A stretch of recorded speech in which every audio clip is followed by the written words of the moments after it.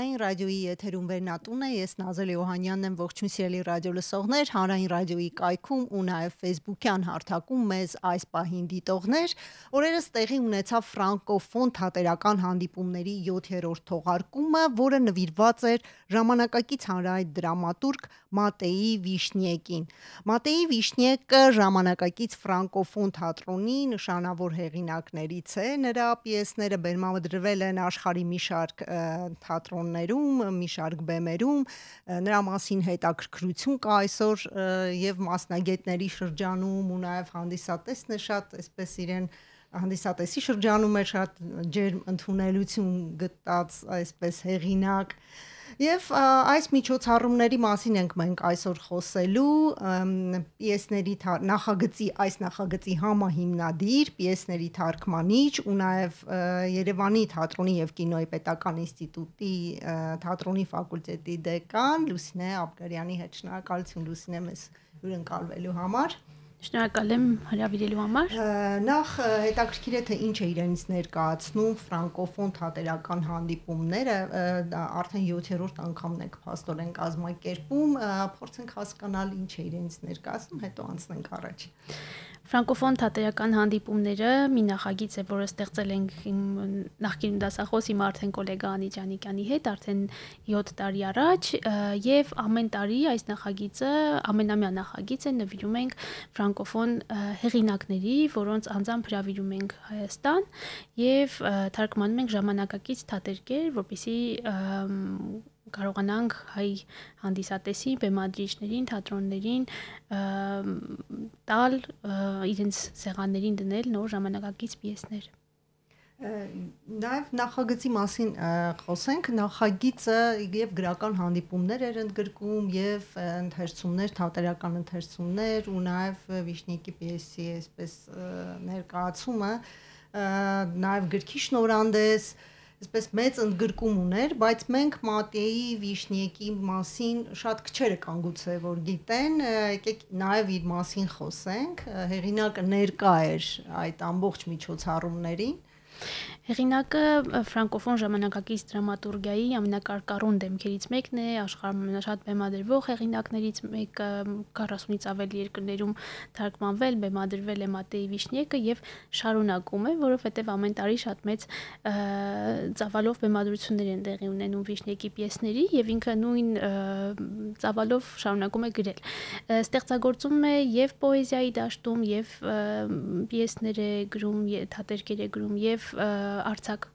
ստեղծագործություններ, բայց մասնավորապես ինքը հայտնի է որպես դրամատուրգ։ Հայաստանում նախկինում Վիշնյեկին իհարկե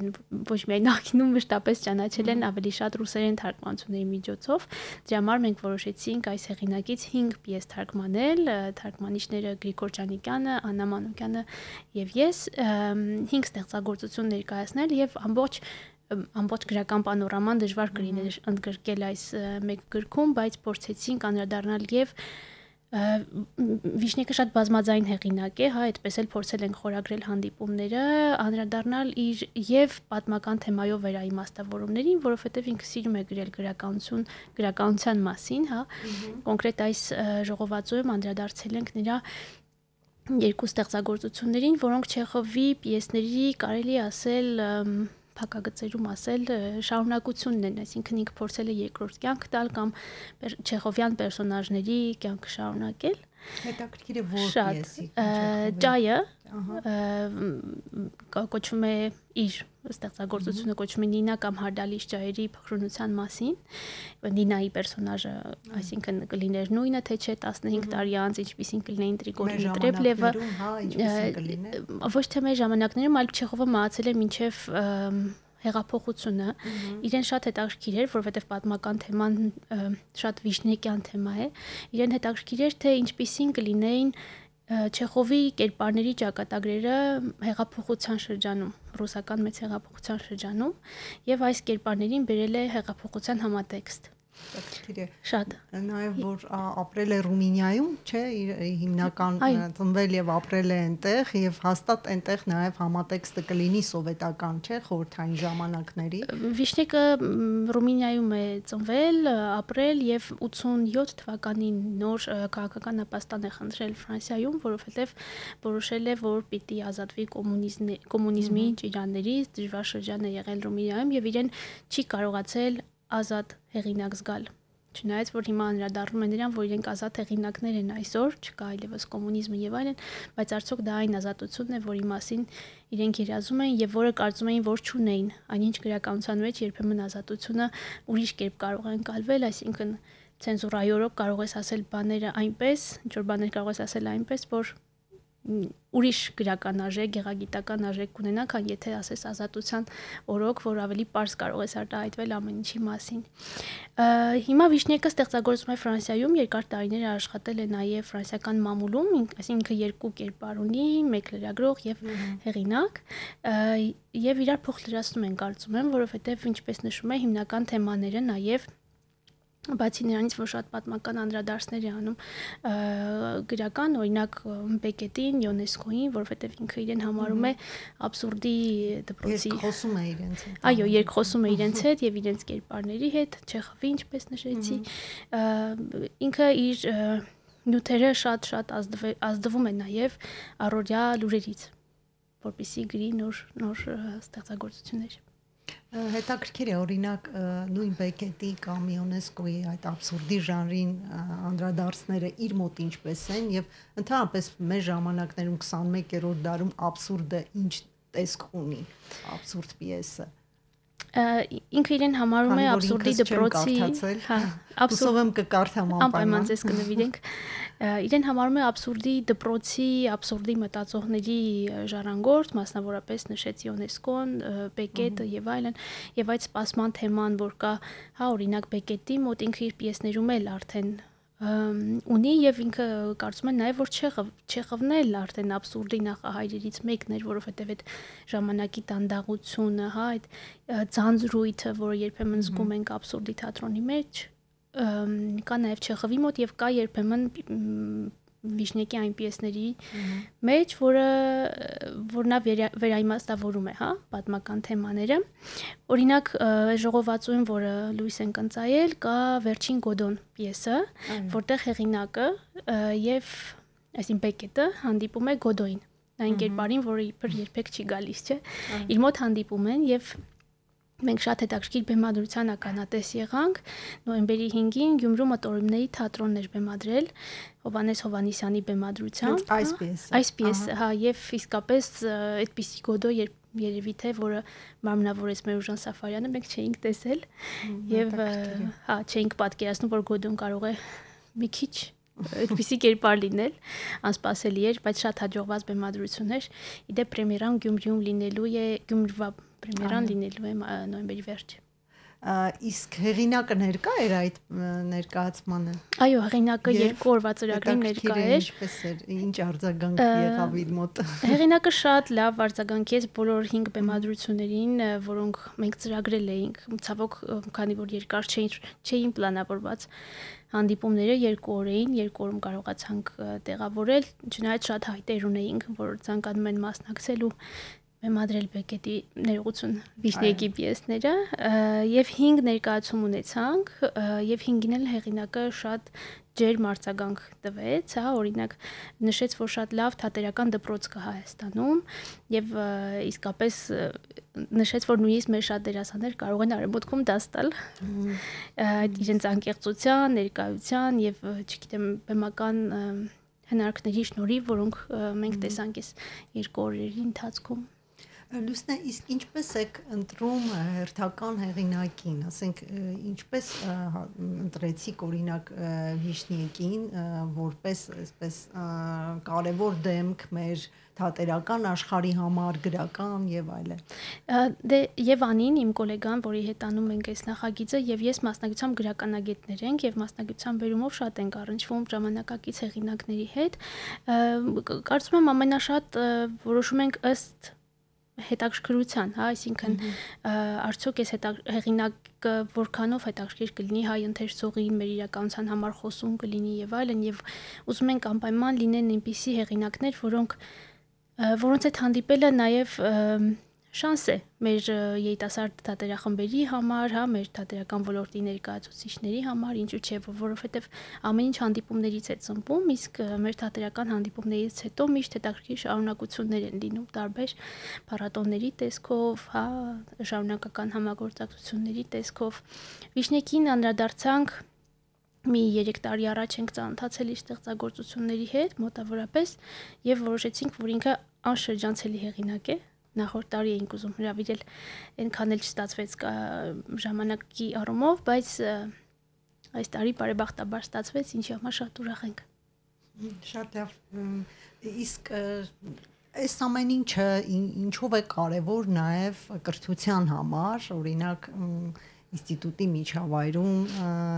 ինչ է այն տալիս ընդհանրապես այս նոր հեղինակների բացահայտումները, նոր ներկայացումների մեջ նաև ուսանողներին ներգրավելը։ Դե կարծում եմ, որ թատերական կրթության համար շատ կարևոր է ժամանակակից հա թատրոնի հետ առնչվելը, ժամանակակից հեղինակներին գործերը կարդալ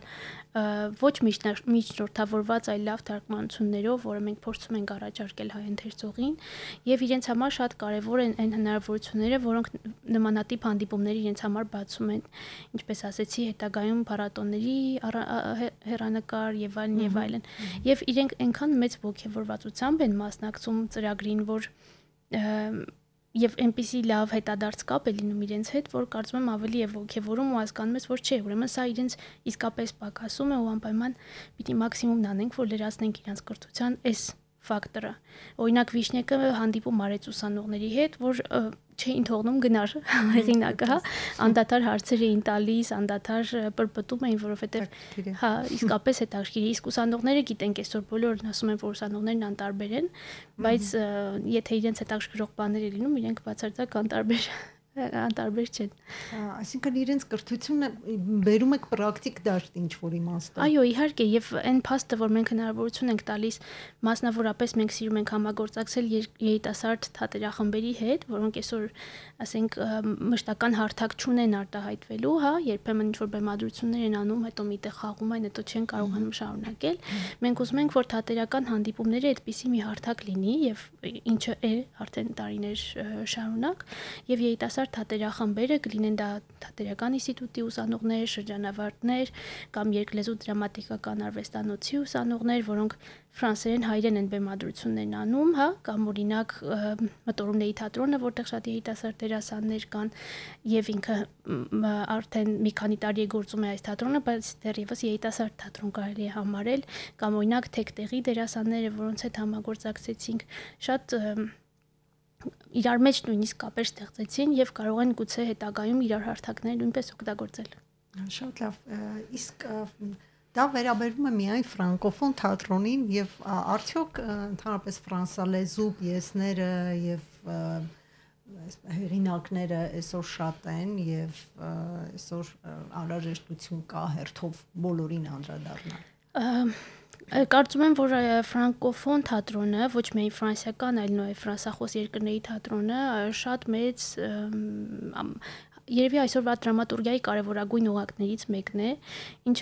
ինչի մասին վկայում է նաև այն, որ մենք ամեն տարի, երբ փորձում ենք մի ուրիշ ֆրանկոֆոն երկրի նվիրել, հա, որովհետև, չգիտեմ, կարծեմ չնշեցի, մենք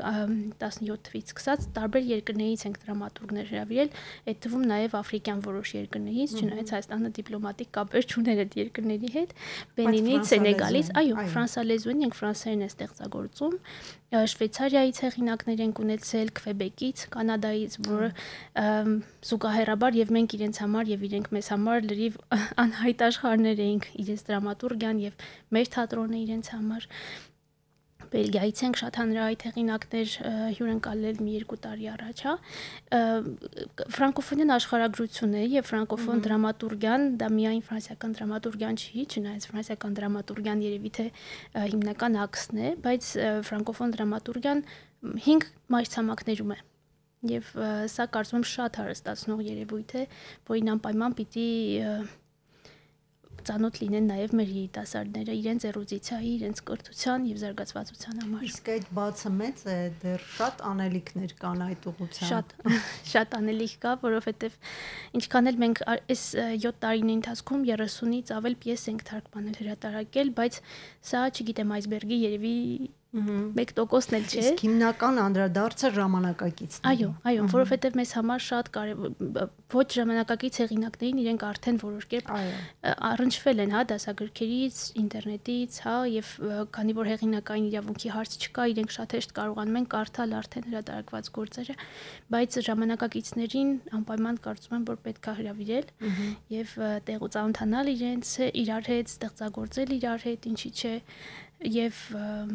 կիսվել մտահոգություններով թատրոնի շուրջ ամբողջ աշխարհում։ Թատրոնի խնդիրներից մեկը սովորաբար երբ որ թատրոնի ներկա մարդկանց են հրավիրում, այսպես իրենց հին լինել կամ չլինելու մեջ է, որովհետեւ ասում են երբեմն ասում են թատրոնը հին է, հնացել է եւ այլն, եւ նաև պիեսներ չկան, ժամանակակից պիեսներ չկան, դա էլ է խնդիրներից մեկը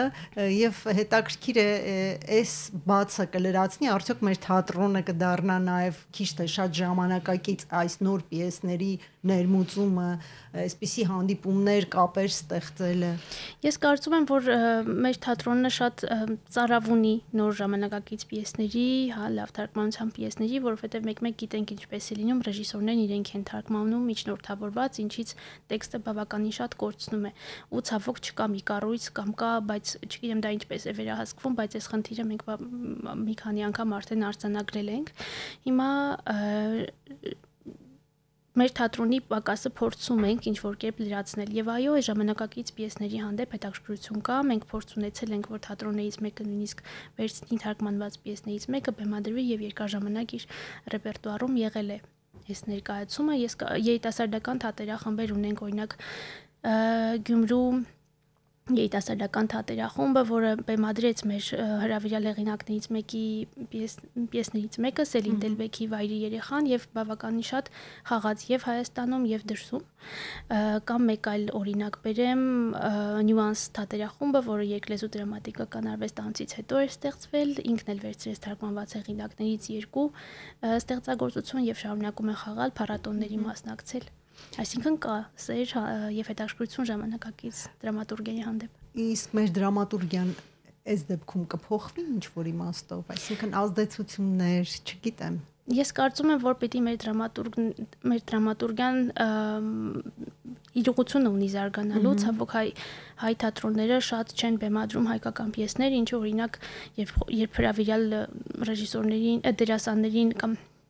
հեղինակներին սրա մասին պատմենք, ինձ համար դա զարմանալի է, որովհետև ցանկացած երկրում ամենաշատ բեմադրվող հեղինակները իրենց ազգային հեղինակներն են։ Սա նշանակում է, որ գուցե մեր դրամատուրգիան ինչ որ չափով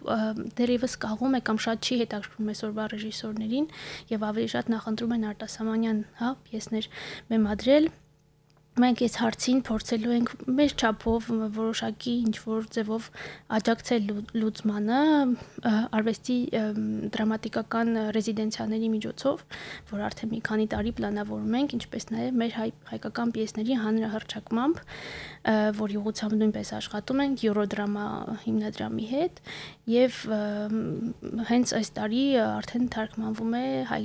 դրամատուրգներից մեկի պիեսը ֆրանսերեն, որը ավելի մեծ շանս կտա գուցե դրսի ռեժիսորներին Սառա Նալբանդյանի պիեսը պատերազմի մասին, կոչվում է Պատերազմի խաղալիքները, որը Հայաստանում արտավազդ է ունեցել 19 թվականին, հիմա կհրատարակվի Ֆրանսիայում։ Շատ լավ, վերադառնալով ֆրանկոֆոն թատերական հանդիպումների այդ նախաձեռնությանը, նախագծին, ինչպես եք տեսնում իր հետագա զարգացումը, այսինքն այն ի վերջո դառնալու է փառատոնային ֆորմատ, հա, թատերական փառատոն։ Ինքը արդեն թատերական փառատոն է, ուղղակի մենք չենք սիրում շատ հաղորդակցվել, կոմունիկացվել դրա մասին, փորձում ենք, որովհետև արդեն ինքը չունի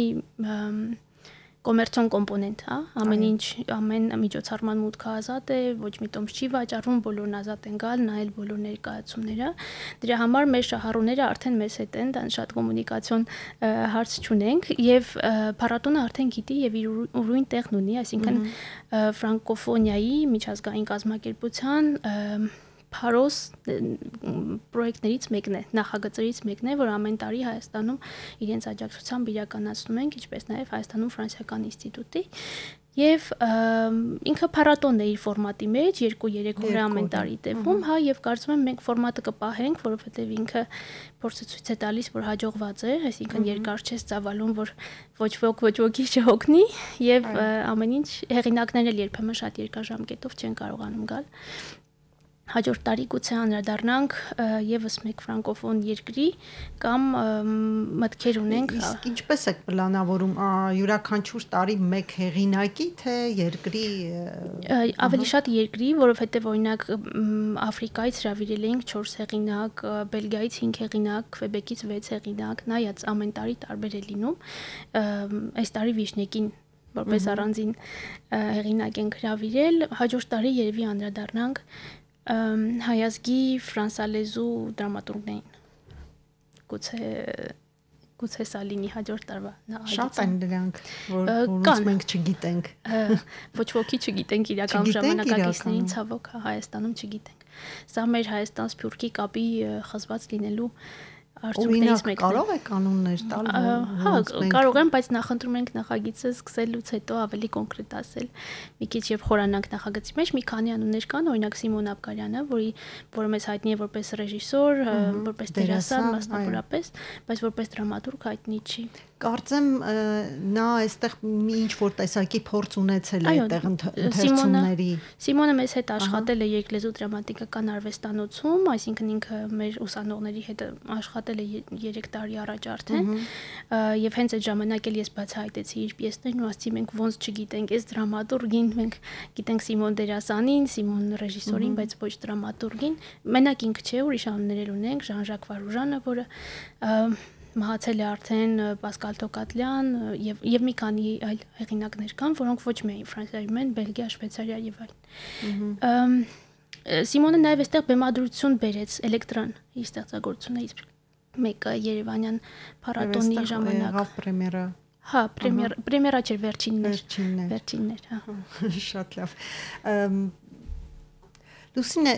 այս ամեն ինչը շատ հետաքրքիր է, բայց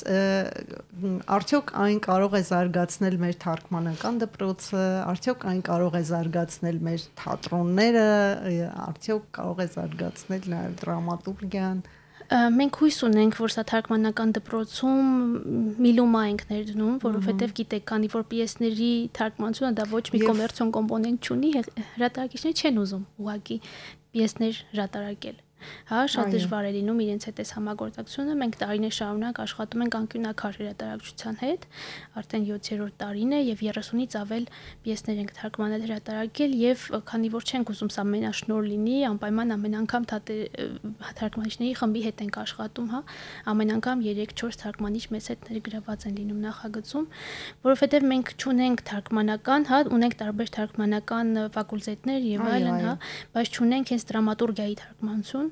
այս ուսուցումը չունենք ու հիմա փորձում ենք մեր ուժերով, հա, կարողանալ զարգացնել սա, որովհետև սա ուրիշ բան է։ Սա վեպի թարգմանություն չէ, սա պոեզիա չէ, սա ուրիշ, սա դինամիկ, կենթանի լեզու է, բայց միևնույն ժամանակ բանալ լեզու չէ։ Ինքը պիտի հնչի բեմից, ինքը պիտի հնչի մաքսիմալ կենթանի, բայց պիտի չհնչի վուլգար, որ իսկ այսօր ժամանակակից դրամատուրգիան գիտենք, որ երբեմն շատ վուլգար է գրվում, շատ ստեղծագործություններ, հա, իսկ հայերենը շատ մակրասեր լեզու է, հա, մակրամակուր լեզու է։ Շատ են մարտահրավերները։ Եվ նաև այսօր ժամանակակից պիեսներն էլ ունեն իրենց լեզուն, չէ՞, ժամանակակիցը արդեն ինչ որ իմաստով ժարգոնային երբեմն դրսևորումներ է ունենում։ Անշուշտ ժարգոնային, սլամային, երբեմն հեղինակից կախված իրականում ու եւ նայած որ երկրին է վերաբերում, օրինակ նախանցած տարի երբ Քվեբեկյան դրամատուրգիայի ենք անում, հա, կանադացի հեղինակների հետ մենք շատ ջանք ենք գործադրել, որովհետեւ Քվեբեկյան ֆրանսերեն էր։ Ինքը դասական ֆրանսերեն չի, որը մենք այսօր որը մենք գիտենք, հա, որ ֆրանսիացիները, բելգիացիները գրում են ավելի ուրիշ ֆրանսերեն, Քվեբեկյան ֆրանսերենը մի ուրիշ ռեգիստր էր եւ տարբեր բառարաններ, շատ միշտ լինում են, բայց մենք միշտ փորձում ենք խմբագիր որպես ընտրել նաեւ ռեժիսոր, որը գործող է, որը կբեմադրեր այդ պիեսը, որ կարողանանք պահպանել լեզուն կենթանի։ Իսկ ընդհանրապես թատրոնները հետաքրքրված են ձեր արած գործով եւ համագործակցություն կա։ Միանշանակ միշտ թատրոնների հետ համագործակցել ենք, ժամանակին Գոյ թատրոնի հետ ենք համագործակցել, Գյումրու թատրոնի հետ, Գորիսի թատրոնի հետ, որովհետեւ ժամանակին փառատոնը մոբիլ էր, այսինքն տարբեր քաղաքներում էինք անում։ Հիմա լոգիստիկ պատճառներով այս 2 տարի միայն Երևանում ենք արել եւ այս տարի Մհեր Մկրտչյան թատրոնի հետ ենք համագործակցել, նախորդ տարի նույնպես, եւ այս թատրոնն է հյուրընկալել հրավիրյալ ներկայացումները նախորդ տարի Սուչավա քաղաքից, որը կրում է Մատեի Վիշնեկի անվան, որի թատրոնը Մատեի Վիշնեկի անունն է կրում, հա, եւ այս տարի Բրաշովից հրավիրյալ ներկայացում ունեցանք։ Մհեր Մկրտչյանի հետ ենք համագործակցել տարբեր տարիներին, տարբեր թատրոնների հետ համագործակցում ենք իհարկե։ Եվ մեր շահառուներն են, հա, մեր թիրախային հետաքրքրված մարդիկ են թատրոնների ռեժիսորները, տնօրենները։ Եվ այդ թատրոնները, որ հրավիրում եք, նաև հրավիրյալ թատրոնները, ինչ որ իմաստով նաև վարպետաց դասեր, հանդիպումներ, ուսանողների, այո, տարբեր տարիներին տարբեր փորձի փոխանակում եւ այլն։ Անշուշտ հանդիպումներ իրականացնում ենք եւ տարբեր տարիներին տարբեր ֆորմատով ենք փորձում աշխատել իրենց հետ։ Լավ, փորձենք ամփոփել Լուսնե մեր զրույցը, ինչով է այս ի վերջո նշանավորվում այս հանդիպումները թատերական ֆրանկոֆոն, մանավանդ որ ես կուզեի, որ այն տարածվեր ոչ միայն ֆրանսալեզու աշխարհում, այլ նաև անգլալեզու շատ կան այստեղ, շատ հետաքրքիր պիեսներ, ես կուզեի այն ավելի ընդգրկուն լիներ եւ իրոք այստեղ շատ կարեւոր է որ մասնակցությունը հենց թատերական ինստիտուտն է ունենում, այսինքն այնտեղ է սկսվում այդ ամեն ինչը ձևավորվել։ Որ լաբորատորիան այնտեղ պիտի լինի, որովհետեւ ապագայի մեր դերասանները, մեր թատրոնի դեմքը այս ուսանողներն են։ Իսկ ինչ եք նախատեսում մյուս տարվա համար, եթե գաղտնիք չէ։ Մյուս տարվա համար ամենայն հավանականությամբ հայազգի ֆրանսագիր հեղինակների կհրավիրենք, հա, քանի որ մեր ուղղվածությունը ֆրանկոֆոնիան է, մենք չենք ներառում ոչ իռլանդացի, ոչ անգլիացի գրողների, բայց գիտենք ինչքան հարուստ է նաև իրենց դրամատուրգիան, բայց ես գիտեմ, որ Հայաստանում տարբեր նախաձեռնություններ կան, օրինակ 2 տարի առաջ Մշակութային Երևան, հա, թատերական Երևան նախագիծ օրինակ հայտարարեց քաղաքապետարանը, որի միջոցով շատ պիեսներ թարգմանվեցին, նախարարությունն է պարբերաբար հայտեր ընդունում այս առումով, ուստի խրախուսում եմ շատ մեր թարգմանիչներին անդրադառնալ նաև այլ դրամատուրգիաների։ Բայց կան թարգմանիչներ։ Մենք թարգմանիչներ ունենք, այո, ուրիշ հարց է, որ դրամատուրգիա թարգմանելը սպეციფիկ է եւ ոչ բոլորն են ուզում։ Իսկ դուք ինչու եք ուզում հենց դրամատուրգիա թարգմանեք եւ որովհետեւ տեքստը, երբ որ դու կարդում ես եւ տեքստը, երբ որ դու լսում ես բեմից, դա ուրիշ բան է։ Ես կարծում եմ, որ իմ մոտիվացիան ի սկզբանե, իմ մոտիվացիաների աղբյուրը ամեն դեպքում թատրոնն է, դրա համար ես այս բացը տեսնելով մասնավորապես որոշեցի, որ այս ուղղվածությունը պիտի վերցնեմ։ Շատ լավ, թերևս այսքանը, շնորհակալություն Լուսինե, հետաքրքիր էր զրույցը եւ ես սպասում եմ, որ լավ եւ հետաքրքիր զարգացումներ մենք կունենանք այդ ոլորտում, ինչը որ մեզ համար շատ կարեւոր է։ Սիրելի ռադիոլսող, մենք այսօր խոսում ենք ֆրանկոֆոն թատերական հանդիպումների այդ 7-րդ թողարկման մասին, որը նվիրված էր հանրահայտ դրամատուրգ Մատիե Վիշինյեկին։ Իսկ մենք խոսեցինք նաեւ այսպես ընդհանուր զարգացումներից եւ ինչ զարգացումներ այն կունենա առաջիկա տարիներին։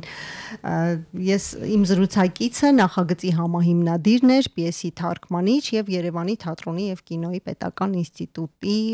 թատրոնի ֆակուլտետի դեկան Լուսինե Աբգարյանը։ Զրույցը վարեց Նազելի Օհանյանը։